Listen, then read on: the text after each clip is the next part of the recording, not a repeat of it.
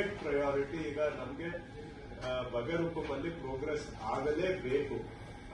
ಕೆಲವರು ಆಸಕ್ತಿ ತಗೊಂಡು ಈಗ ಕೆಲವು ಕಡೆ ಪ್ರೋಗ್ರೆಸ್ ಆಗ್ತಾ ಇದೆ ಅಂದ್ರೆ ಬೇರೆಯವರು ಮಾಡಬಹುದು.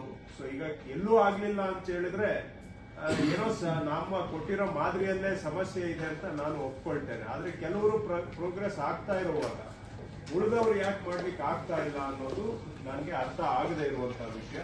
ಸೊ ಹಾಗಾಗಿ ಬಹಳ ನಮ್ಗೆ ಗವರ್ಮೆಂಟ್ಗೆ itself Bagair Hukum is a priority for us.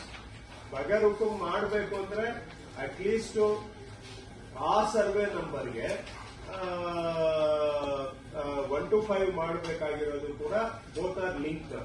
ನೀವು ಬಗರ್ ಹುಕುಂ ಅಲ್ಲಿ ಪ್ರೋಗ್ರೆಸ್ ಆಗಬೇಕು ಅಂದ್ರೆ ಅಟ್ಲೀಸ್ಟ್ ಯಾವ ನಂಬರ್ಗೆ ಅಪ್ಲಿಕೇಶನ್ ಇದೆ ಆ ನಂಬರ್ಗೆ 1 to 5 ಮಾಡಲೇಬೇಕು. ಸೊ ಎರಡೂ ಕೂಡ ಚೈನ್ ಲಿಂಕ್ ಅಲ್ಲಿ ಇದೆ. So Bagair Hukum and 1 to 5 together can happen.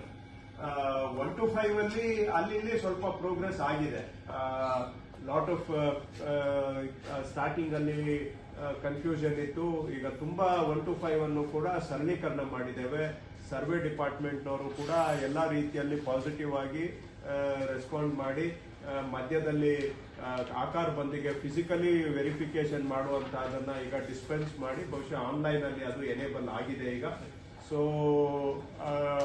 Revenue and survey ಇಬ್ರು ಕೋಆರ್ಡಿನೇಷನ್ ಮೇಲೆ 1 to 5 ಪ್ರಾಸೆಸ್ ಅನ್ನ ಬಹಳ ಈಗ ನಾನು ಮಾಡಿದವ್ರಿಗೆ ಸುಮಾರು ಕಡೆ ಒಂದು 10-20 ಆಫೀಸರ್ಸ್ಗೆ ಕೇಳಿದ್ದೀನಿ ಏನ್ ಪ್ರಾಬ್ಲಮ್ ಇದೆ ಅಂತ.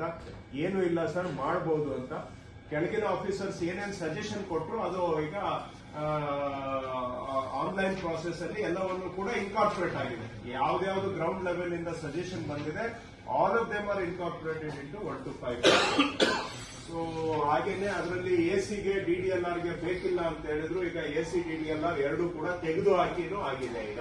ಸೊ ಹಾಗಾಗಿ 1 to 5 ಪ್ರೋಗ್ರೆಸ್ ಇದೇವರೆಗೂ ಈಗ 10% ಆಫ್ ದ ಟಾರ್ಗೆಟ್ ಕಂಪ್ಲೀಟ್ ಆಗಿದೆ. ಬಹುಶಃ ಇನ್ಮೇಲೆ ಎಕ್ಸ್ಪೋನೆನ್ಷಿಯಲ್ ಗ್ರೋತ್ ಆಗಬಹುದು, ಆಗೋದಕ್ಕೆಲ್ಲ ಅವಕಾಶ ಇದೆ, ಆಗಬೇಕು ಅನ್ನೋದು ಕೂಡ ನನ್ನ ಅಭಿಪ್ರಾಯ.